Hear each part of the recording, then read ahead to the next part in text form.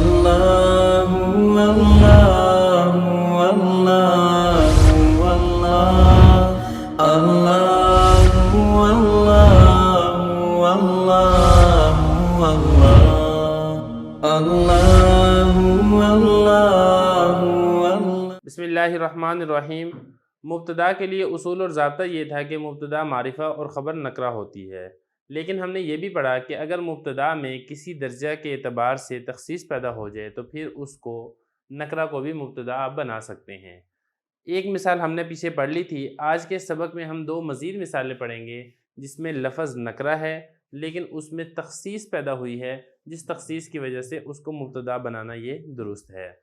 تو یہی یہاں پر فرمایا وَكَذَا إِذَا تُخُصِّصَتْ بِوَجْهٍ آخَرَ نَحْوُ أَرَجُلٌ فِي الدَّارِ أَمْ امْرَأَةٌ وَمَا أَحَدٌ خَيْرٌ مِّنْكَ۔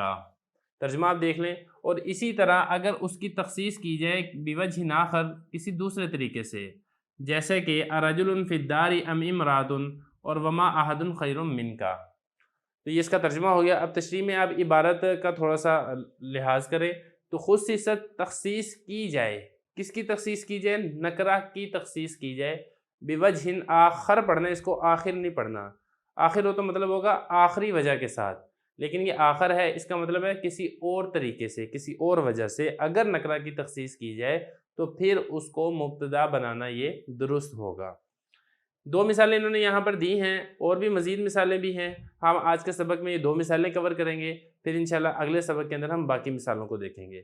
پہلی مثال ہے ارجل فی الدار ام امرأۃ، کیا گھر میں مرد ہے یا عورت ہے؟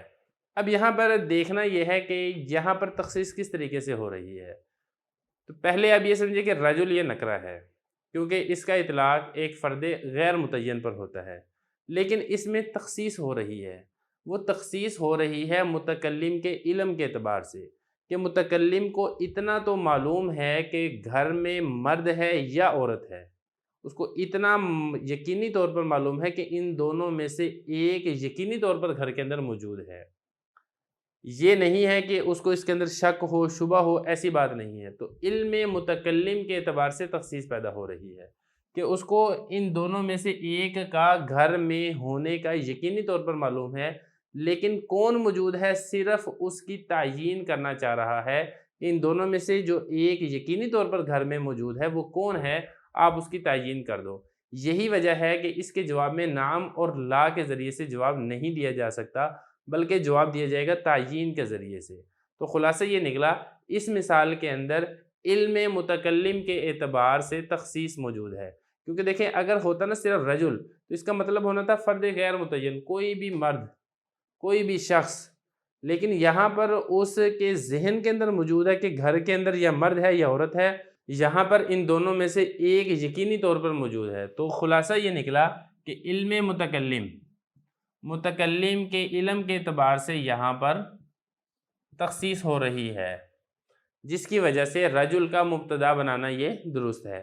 دوسری مثال آپ دیکھیں وما احد خیر منک، یہاں پر جو احد ہے، احد کہتے ہیں ایک کو، اب ایک فرد غیر متعین ہے، ہر ایک جتنے بھی لوگ ہیں وہ ایک ایک تو ہیں نا، تو سارے کے سارے فرد غیر متعین ہیں اور نکرہ ہیں، لیکن اس کے باوجود اس مثال میں احد کو مبتدا بنانا یہ درست ہے۔ اس کی وجہ کیا ہے احد کو مبتدا بنانے کے درست ہونے کی؟ وجہ یہ ہے کہ یہاں پر صفت عموم کے اعتبار سے تخصیص ہو رہی ہے۔ میں یہاں پہ لکھ بھی دیتا ہوں، صفت عموم کے اعتبار سے تخصیص ہو رہی ہے۔ تو یہاں پر دو چیزیں سمجھنے کی ہے، ایک تو یہاں پر صفت عموم کا کیا مطلب ہے، اور دوسرے یہ کہ اس سے تخصیص کیسے ہو رہی ہے۔ تو سب سے پہلے آپ صفت عموم دیکھیں اصول اور ضابطہ یہ ہے کہ نکرہ جب تحت نفی ہو تو عموم کا فائدہ دیتا ہے۔ میں لکھ بھی دیتا ہوں یہاں پہ، نکرہ تحت نفی ہو تو تعمیم کا یا کہہ لیں عموم کا